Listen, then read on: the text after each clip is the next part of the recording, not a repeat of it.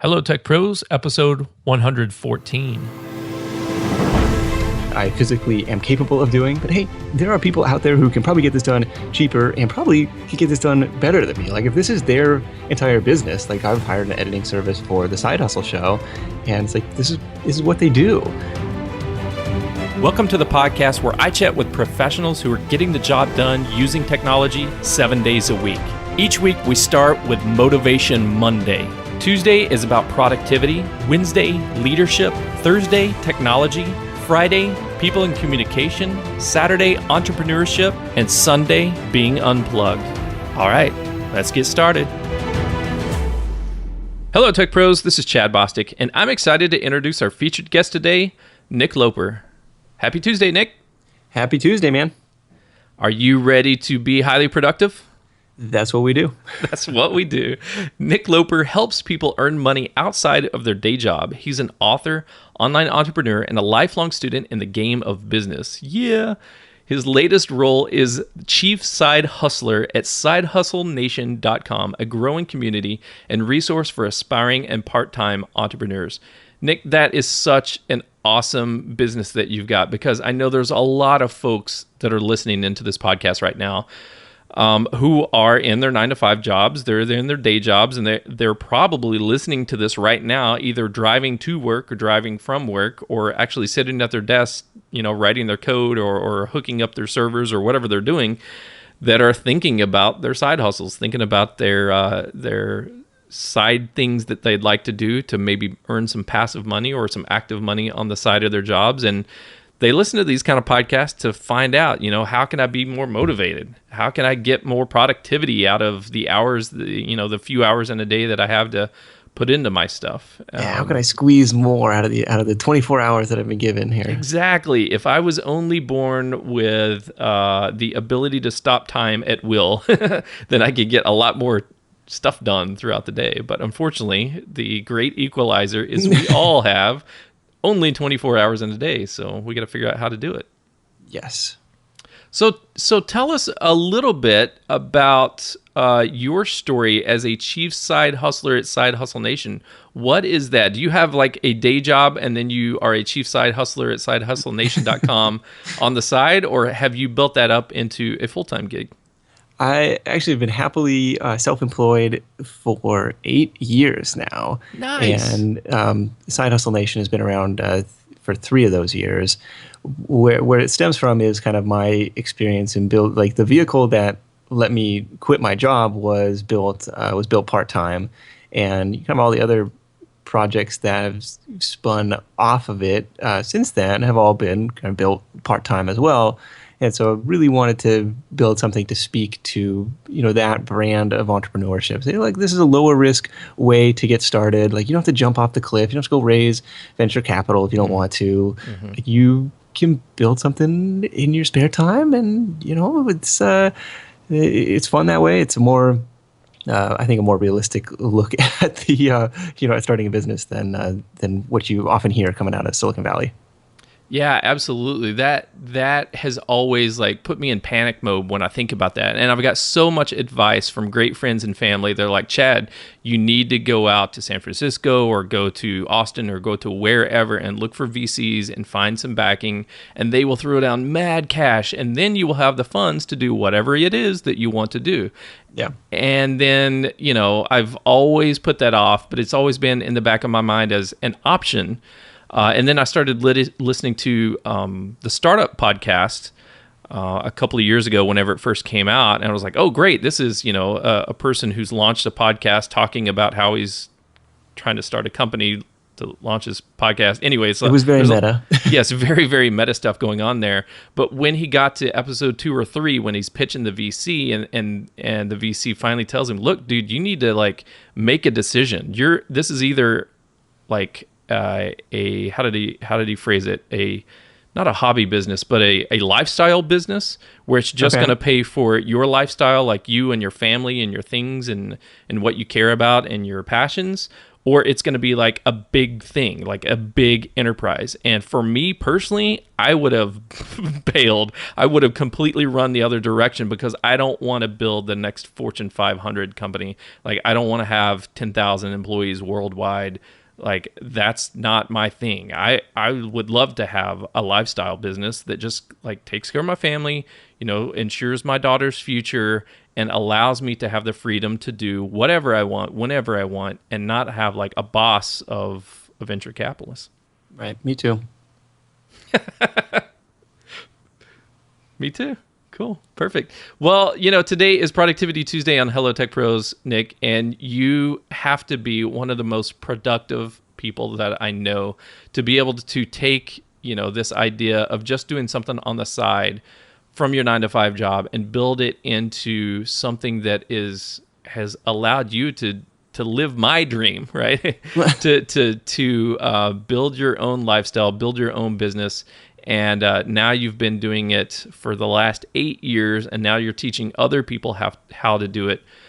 So let's take the story back to maybe a time before all this happened, or a time while all this was going on, when you were completely unproductive and you felt completely overwhelmed, like you were not getting all the stuff done in the 24 hours that we have to do. Like, it was just not happening.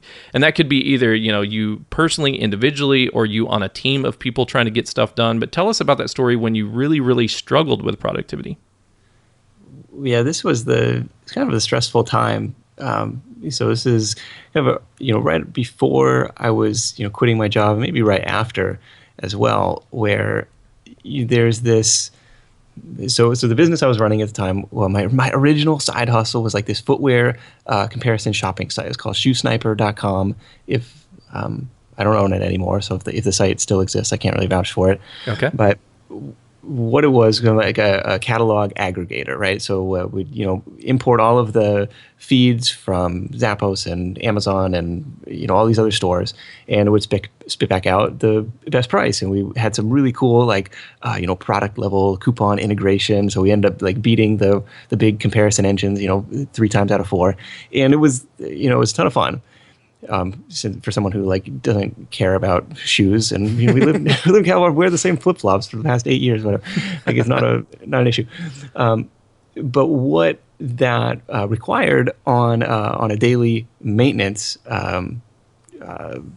requirement was, because it was footwear, because it was seasonal, this the database would turn over maybe 1 to 2% every day, and so you could let it slide. You could let it slide for a day and it wouldn't be the end of the world. You could let it slide for 2 days by the end of the world. But you're running a lot of paid ads to the site, and stuff is going out of stock. Stuff is down. Okay, we have a size 6 left and a size 14, and that's all the inventory you have left. It probably doesn't make sense to advertise for that shoe anymore. And so it was that kind of very tedious daily maintenance that we do in cycles.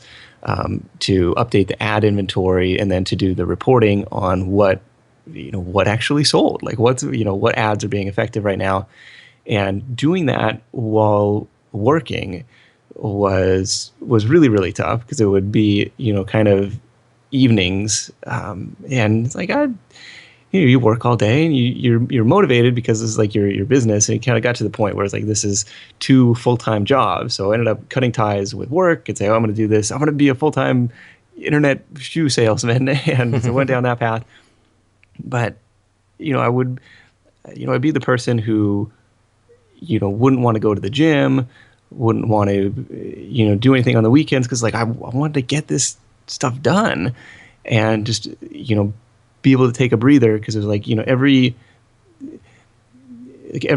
every dollar that you make goes directly to your bottom line, and on the flip side, every wasted dollar you spend on advertising it goes directly out of your pocket. So it was Right. really, really motivating to okay, I wanted to get this done as fast as I can, and it ended up being working some really long hours, and you almost look forward to when my wife would go on business trips and be like, oh, now I can work even later into the night. And you're this is dumb.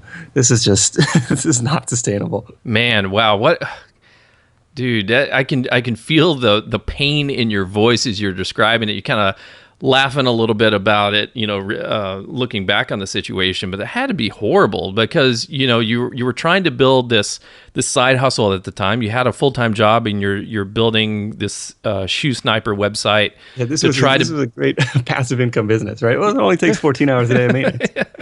Right. The elusive passive income business that requires 14 hours a day just to upkeep on the database and all the advertisements and stuff like that. And just like, man, is it worth it? Like, is it worth all this time, the strain that it's putting on you and your wife? And is it affecting your day job? What were the biggest problems that you had other than, the money going back into ads that you were wasting money? But what were the time impacts onto you? Yeah, the biggest issue was just trying to like systemize things, where I was doing it all myself, so I didn't have any like written processes. It was just like, okay, let's sit down and chug through this Excel spreadsheet. Here we go. And what a couple of things improved this. One was hiring a virtual assistant to help do this for me or help lighten the load. The other thing was getting a treadmill desk, or actually building a treadmill desk. So I would just be sitting for this whole time, like horribly unhealthy. And then, it almost gamified it once I got the treadmill. I was like, well, at least I can walk. So I was putting on like 10, 12 miles a day, like walking at the treadmill desk, the music, ton of fun. And so it's like I didn't I was never like hated this work. It was kind of fun because you could see like the direct impact on the bottom line of like the effort you're putting in. Mm-hmm. But on the virtual assistant side, very eye-opening like managerial experience. Like number one, to start to document these processes and say like, because you get frustrated, you'd be like, I've been doing this every day for 4 years. Like how come you don't get it? Like you're doing it so slow. Or what if you do this? But a couple interesting wins came out of that. One was like a text, like shortcut. What is it called? Like text expander shortcuts. Text like expander, yes. You're typing like very similar things over and over again. It's like your fingers are kind of trained to do this pattern, but still, it's like, oh, you could shave seconds off of that if you just use this little shortcut. Like, oh my gosh, years. Like, why didn't we figure this out?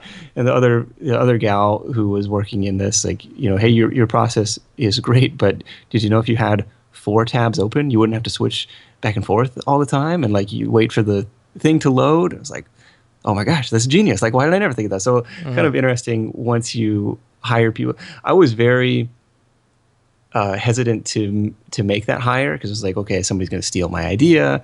They're not going to do it as good as me. I don't have time to train somebody. Like if I'm too busy doing the thing to sit back and train somebody. But it's like, okay, take a deep breath. Sharpen the saw before you get crazy chopping down the trees.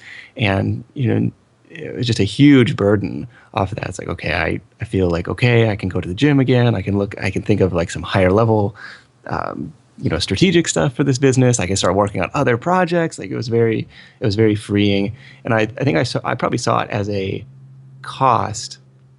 And maybe most people do like see it like, okay, this is hiring help is a cost to my business, but you wouldn't do it if there wasn't a positive return on investment. Like if you weren't going to see, some increased happiness or increased profits as a result of that hire, if that makes sense.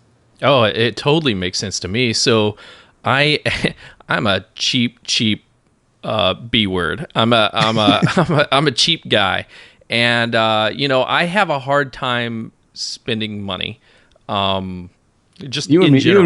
You and me both. Yeah, just in general. I don't like shopping. I don't like spending money unless I'm really, really passionate about stuff like pizza.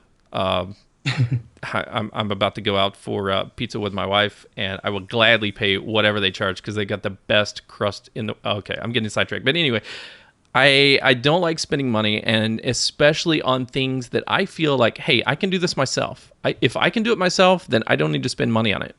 So when I get into podcasting and I start doing this podcast business stuff, what I found is I absolutely hate with a passion, with a capital H, doing the editing of the shows. Like I can do it, but it takes me way longer than a human should ever do it. And I find that I'm extremely nitpicky, and I'm trying to like tweak every microsecond and make sure that the ums and ahs and the pauses are just perfect, and that it sounds like pristine quality and all this junk. And it's like it takes way too much time. And so when I finally decided, you know what, I have to find a person to help me with this, and then actually got rid of it. Oh my gosh, it just like, now I don't hate podcasting. I love it because I outsource the things that I hate, and I can focus on the things that I love, which is like talking to Nick, right? This is fun. This is the good part. This is the awesome part. But the editing really sucks. But for me, it had to be something that I hated to do to get rid of, to pay a virtual assistant for. So in your case, you got rid of some things that you're okay doing. It just took a lot of time. Yeah, I think kind of a couple things Yeah.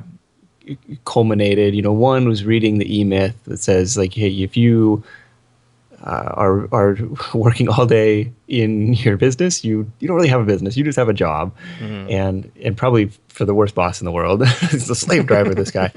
He is. So that was kind of eye opening. Hey, okay, maybe it's time to take a step back, and that kind of gives you the freedom to say, well, and I had the freedom before. Like if I wanted to take off and go skiing in the middle of the week, like totally could do that, and because one day you miss one day, like it's not going to be the end of the world.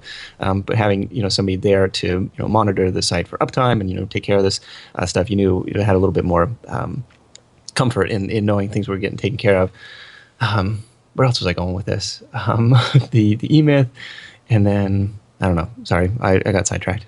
No worries. So when is it a great time to realize that you need to bring in some help, some assistance, right? So Yes. when do we do it? When the pain of inaction becomes too great.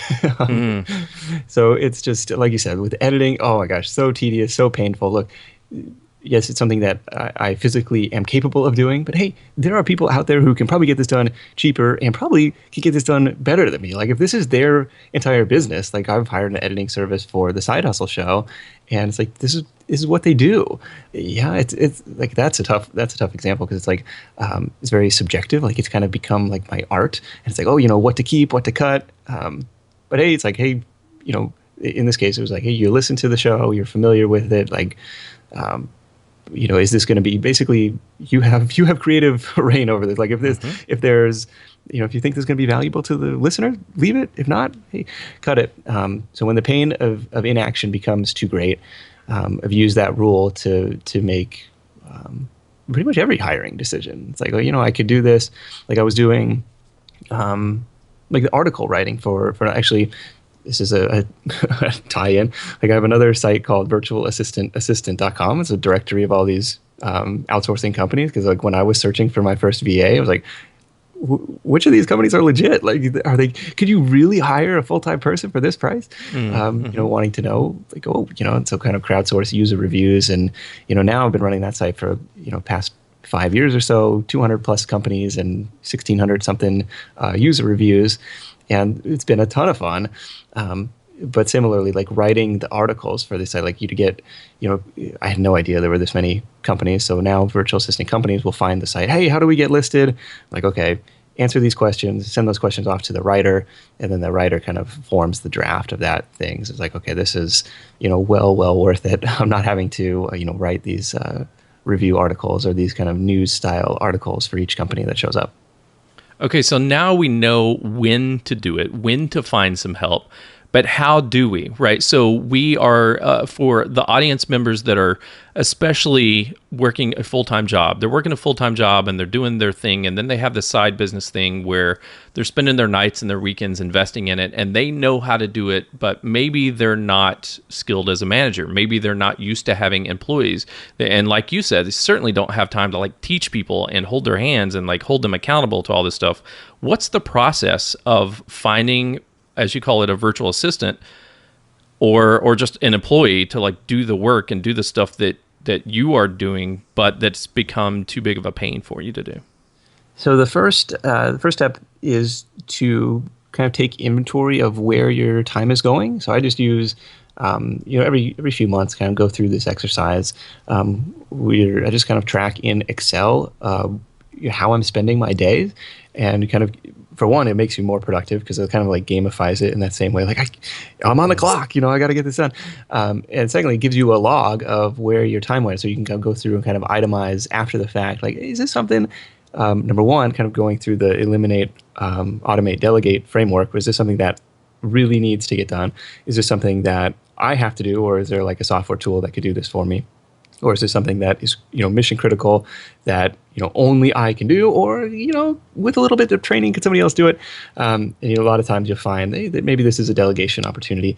So that would be the first step. Second step is, figuring out, okay, now that I have that and I've uncovered 10 hours a week worth of stuff to delegate, I can, go out and try and find some help for that. You can look at, there are companies in the US, there are companies overseas.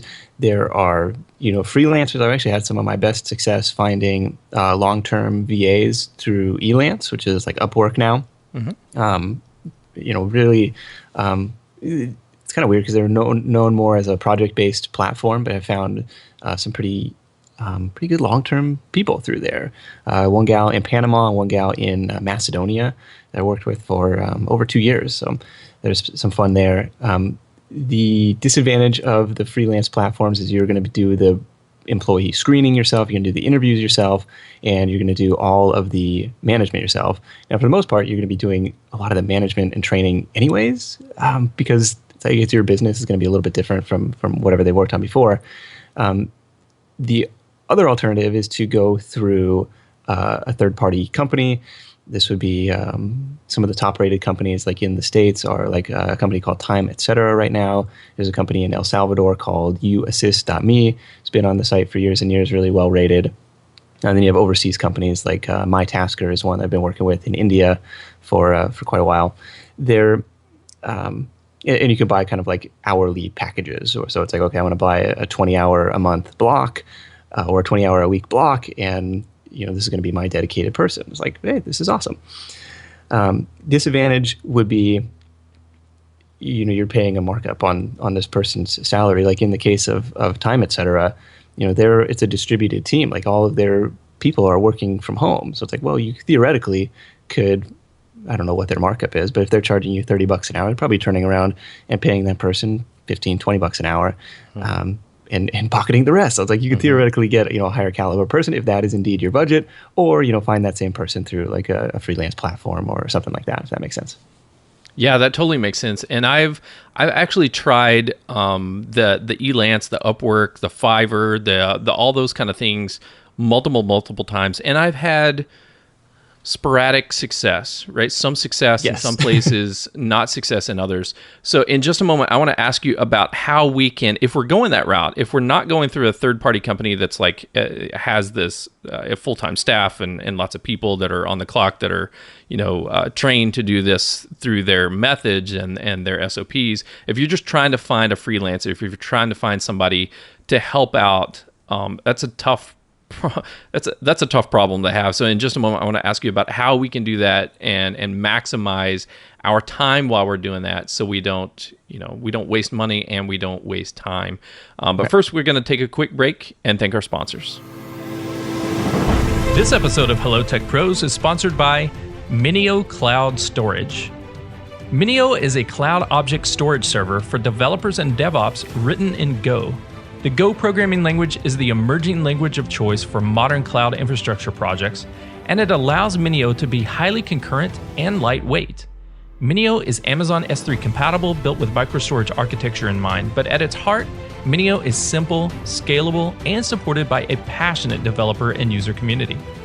In episode 89 of Hello Tech Pros, I talked with A.B. Periasamy, one of the founders of Minio, about the importance of community support and recruiting software developers who are as passionate about their product's code as artists are of their art. Check out that episode at hellotechpros.com/89 and check out Minio Cloud Storage at minio.io. That's minio.io.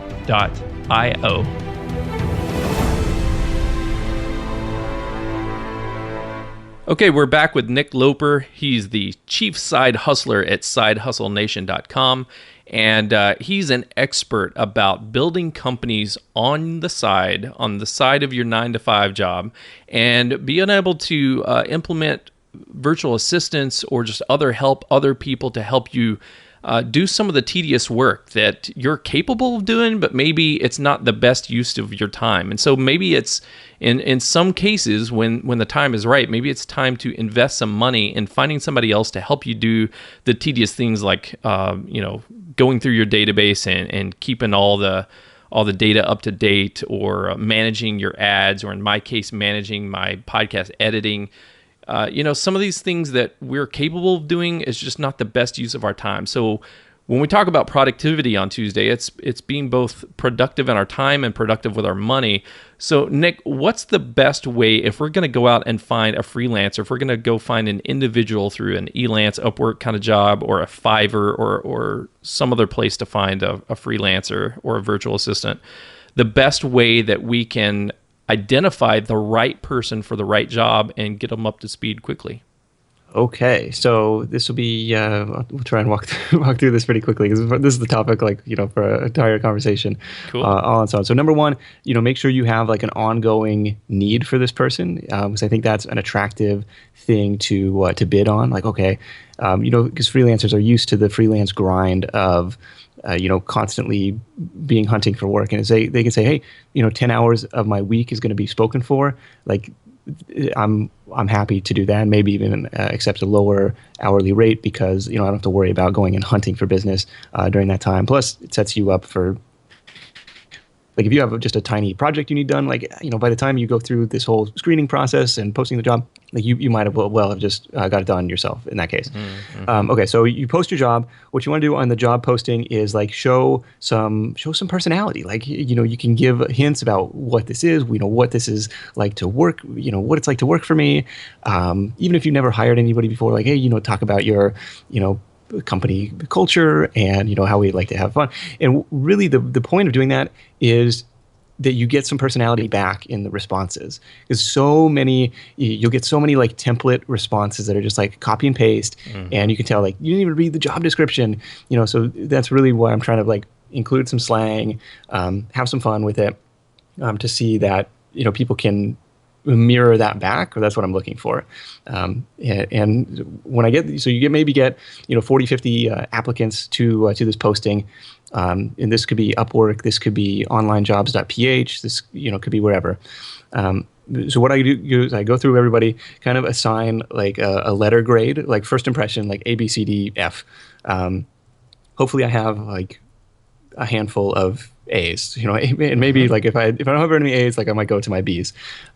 Next step is to kind of like assign a real quick, like 30-minute like trial task, like especially if you have an ongoing role that I'm looking for a team member, and most of the time, people will be more than happy to do this as part of like the interview process and say, hey, look, in the database example, it was like, kind of gave some brief instructions, what would you do for this, product, like trying to make it somewhat related to the job. What was another one that we did? It was like, transcribe the first 30 seconds of this podcast. It was like, how well do you speak and understand English, and can you write?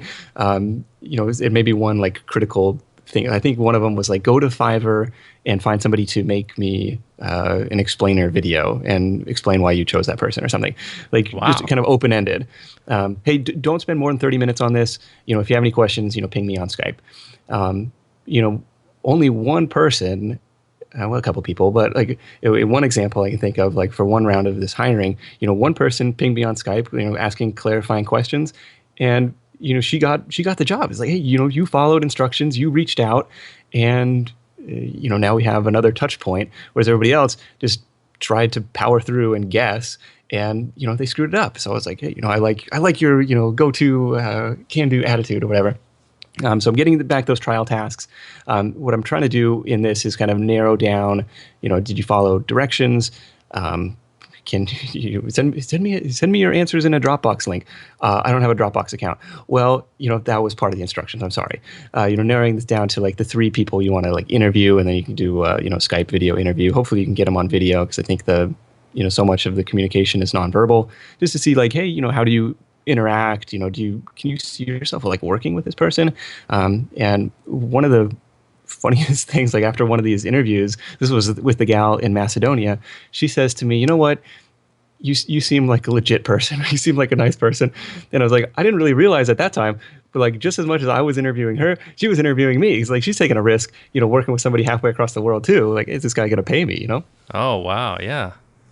Yeah, man. Oh, wow. That was like super, super fast. That was one of the most productive lists. Like, we're going to have to break this down and put it on the show notes, because there was so much great information there. So I'm just going to kind of walk through what I've captured. Some of the highlights that really resonated for me is, first of all, just to understand that this is a person who's, or this is a group of people who are interviewing you the same way that you're interviewing them. Like, you're trying to find somebody who's stable, who's going to do the work, who's going to do it the way that you want, who's going to respond, who's going to communicate, right? All these things that you just kind of expect or want out of an individual.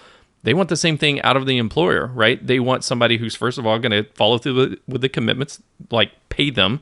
They're going to actually pay them the money, but also like be a genuine person that they can work with, and not just be like, gosh darn it, you told me you would get this done in 30 minutes. It took 31 minutes. You're fired, right? But just like interact as an individual person on that level to these folks. Yes. Second of all, give them a trial. Like, give them something that they can do, and like it only takes 30 minutes. But here's a couple of no-brainers, like easy stuff that they should be able to knock out. And if they can't do it, then they're probably not the best person for the job. So just say, yep, sorry, that's it's not going to happen. But these 30-minute tasks, I love the one where you said you're asking a virtual assistant to go find you a virtual assistant on Fiverr and hire that person to do some work. That's genius. Well, it's just like, hey, why, just kind of some critical things. Like, there's no wrong answer. It's just like, hey, why did you pick this person? I don't know. Or maybe there is a wrong answer. Like, dude, why didn't you pick this other guy? He had way better reviews or whatever. Right. Yeah. And then on the technical side, so if you do have trials that are like for technical hires, like we've done, some PSD to WordPress, you kind of trial tests and stuff. It's like, okay, I think it makes sense to pay somebody for that, because that's going to take more than 30 minutes. So I think that's fine. Or like you can ask technical questions like during the interview, like for the for general admin stuff, I generally wouldn't ask technical questions. Hey, do you have experience with AdWords? If yes, that's a bonus. If not, that's not a requirement, because I can teach you. But like, what's a child theme, or what's display none mean? Some random stuff that people who are billing themselves as senior WordPress developers should be able to answer. Right. Absolutely. And so I think that's a whole nother conversation that maybe we could bring you back to talk about on another day, which is just like, how do you evaluate people, right? How do you evaluate a person who should be at a senior level versus a person that's a junior level, and come up with the right pricing points for all that kind of stuff. So that's probably a very interesting topic for another day. But for today, Nick, could you wrap it up for us with any final words of wisdom that you have for our audience, the best way that we can connect with you, and then we'll say goodbye. Words of wisdom. When it comes to productivity stuff, for me, probably the best thing has been just kind of like taking a minute the night before to prioritize like my top 3 to-dos for the next day. So I just use pen and paper, very old-fashioned. That seems to be effective. So when I get started at working the next day, like I don't spend the ramp up time. Like I know immediately what I need to do. Kind of, I even number like 1, 2, 3. Like this is what I'm going to get done, so I don't get sidetracked with, email or something else that popped up. Best way on the virtual assistant side, best way to connect is over at virtualassistant.com, and there's kind of a guide to hiring making your first VA hire, and then there's all of the different companies and stuff that have been reviewed on the platform as well. And then on the side hustle stuff, it's just sidehustlenation.com. Stop on by and join the nation. Join the nation, absolutely. And you can find all of the links that we've been talking about today. If you're in the car and you didn't grab them, like we talked about onlinejobs.ph and You Assist Me and all that other stuff. I'll have all that on the show notes page. So if you go to hellotechpros.com/114, this is episode 114. So go to hellotechpros.com/114. You'll get all of the links that Nick and I have been discussing today, as well as, of course, sidehustlenation.com and virtualassistantassistant.com. Nick, thank you so much for joining me on Hello Tech Pros today. I really value your hustle and your investment into this podcast and all the tips and tricks that you shared.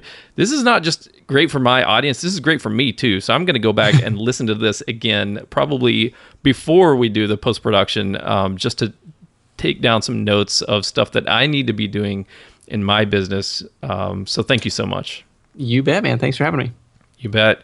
Tech Pros, listen, if you're trying to do it all like your 9-to-5 job, plus you're trying to start a business, it's either going to have to take a serious big amount of investment in time or investment in capital as well. And one of the things that works for me is as soon as I start making money in that side business, to reinvest that money from the side business into the side business, right? Take the first little incomes that you're making, the first revenue that you're generating from that side business, and invest in building a team or building tools or building something around you to make that business more productive so that it can get more stuff done while you're at your 9-to-5 job. And Nick's throwing out some great tips here. You've been listening to Nick Loper, and I'm Chad Bostic. And until next time, take care. The show notes page for this episode can be found at hellotechpros.com/114. Do you use Slack for team communication? Join the Hello Tech Pros Slack channel at hellotechpros.com/Slack. If you enjoyed this episode, please leave a review, subscribe to this channel, and check back tomorrow. This has been Productivity Tuesday, but tomorrow my featured guest and I are talking about leadership. Thursday, technology. Friday, people and communication. Saturday, entrepreneurship. Sunday, being unplugged. Monday, motivation, and then we do it all over again next Tuesday for productivity. And I'll talk to you tomorrow.